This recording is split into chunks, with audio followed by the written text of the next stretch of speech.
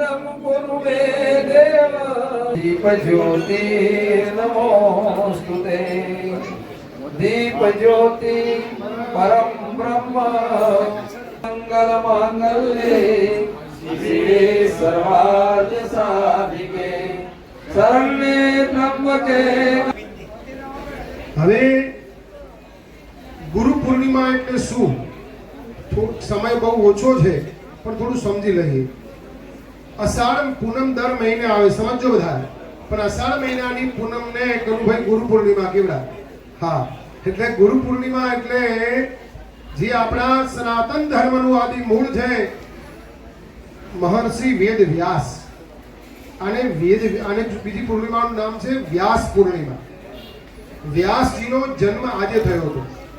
એટલે પારાશર ઋષિના સુપુત્ર એવા વેદ વ્યાસે 18 પુરાણોની રચના કરી.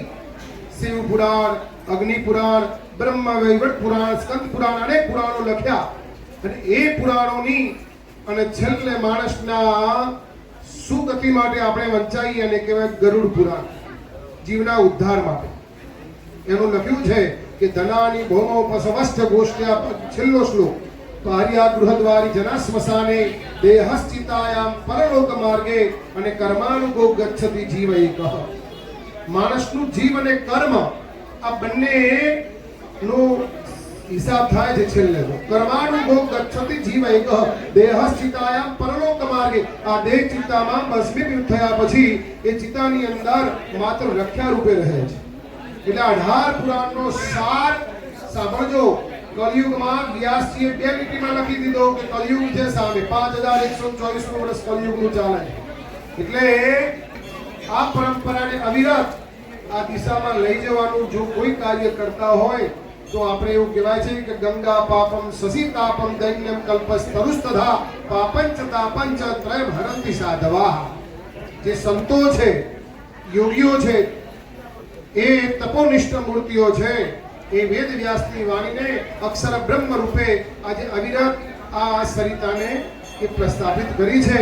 વર્ષો સુધી જે ચાલ્યો આવતો સનાતન ધર્મ, એ એવું કહેવાય છે ન ભૂતો ન ભવિષ્યતિ. એ સનાતન ધર્મનો જે કહેવાય છે ને મમૈવાસો જીવલોકે જીવભૂત સનાતનઃ મનસષ્ટાનિન્દ્રિયાણિ પ્રકૃતિસ્થાનિ કરસતિ.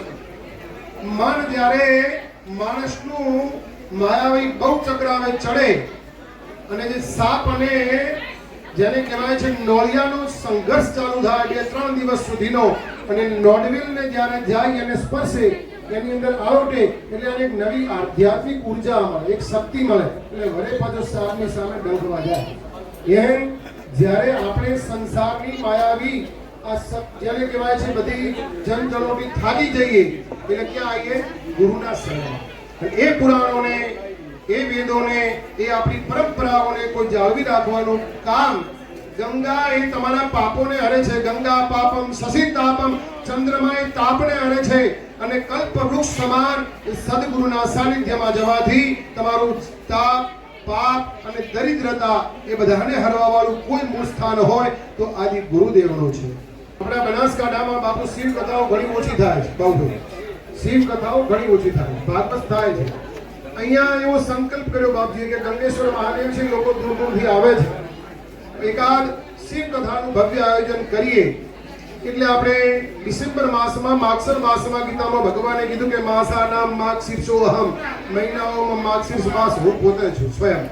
તો એવો પવિત્ર માગશીર્ષ માસમાં અહીંયા શિવ પુરાણનું ભવ્ય આયોજન છે. સાથે સાથે બધાનું વંદન. સાથે સાથે મહારુદ્ર મહાયજ્ઞ નું પણ અહીંયા આયોજન કરવામાં આવ્યું છે. મહારુદ્ર પછી યજ્ઞ વિશે થોડું સમજી લઈએ. અને આ બધું સંપૂર્ણ જેને વર્ષો સુધી આ નર્મદાપુરીજી મહારાજની સ્મૃતિ ભવનમાં આપણે બધા બેઠા છીએ, એના એવા પરમ સત શિષ્ય પરમહંસ એવા હરદેવપુરીજી મહારાજને તાળીઓથી વધાવો.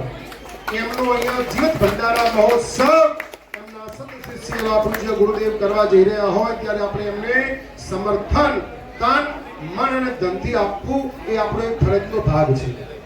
એટલે મારે તમને કેવું છે, રામાયણમાં તુલસીદાસજીએ તો લખ્યું છે ગુરુની કરવામાં આવે એમ ગુરુની એ દ્રષ્ટિ તમારા દિવ્ય આંતરિક શક્તિ ઉપર પડે ને તો લખી રાખવાનું કે તમારી બધા પ્રકારની કુલ પવિત્ર હોય. કુલમ પવિત્રમ જનની કૃતાર્થા વસુંધરા પુણ્યવતી ચ તેન. જેનું કુળ પવિત્ર હોય એની જનેતા કેટલી પવિત્ર હોય, કારણ કે મૂળ તો એ છે. કુલમ પવિત્રમ જનની કૃતાર્થા વસુંધરા પુણ્યવતી ચ તેન. એ ગામ કેટલું પવિત્ર હોય, ભૂમિ કેટલી પવિત્ર હોય. જનની જન્મભૂમિ ચ સ્વર્ગાદપી ગરીયસી. સ્વર્ગથી દુર્લભ એ પાવન ભૂમિ પણ કેટલી પવિત્ર હોય. એટલે કીધું કે કુલમ પવિત્રમ જનની કૃતાર્થા વસુંધરા પુણ્યવતી ચ તેન. સ્વર્ગ સ્થિતાય પિતરોપી ધન્ય.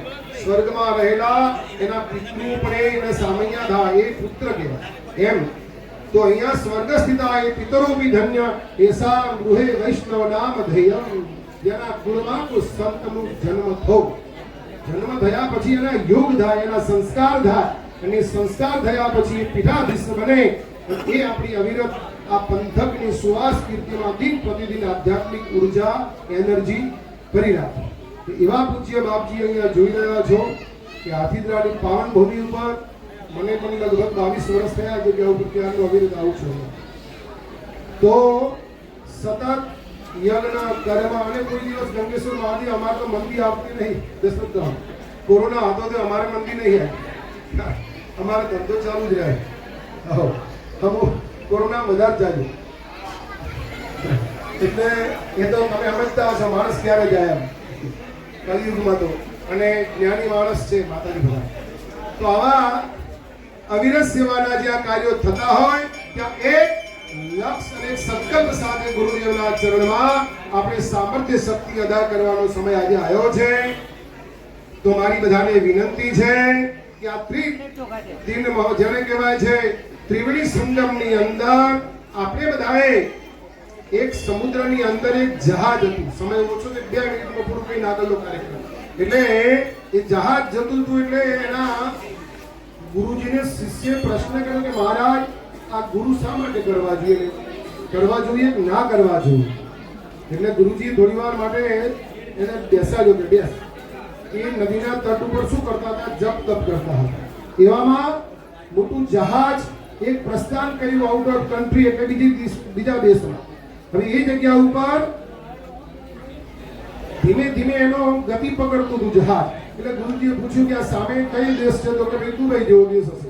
અહીંયા પહોંચતા આ જહાજને કેટલી વાર લાગે? એટલે કે સાંજ સુધીમાં જહાજ એ સ્થળ ઉપર પહોંચી જાય. પછી થોડી વાર પાછી ગુરુજી બોલ્યા નહીં. અને પછી એની પાછળ નાવ હતી, નાવડી દોરડાથી બાંધેલી હતી.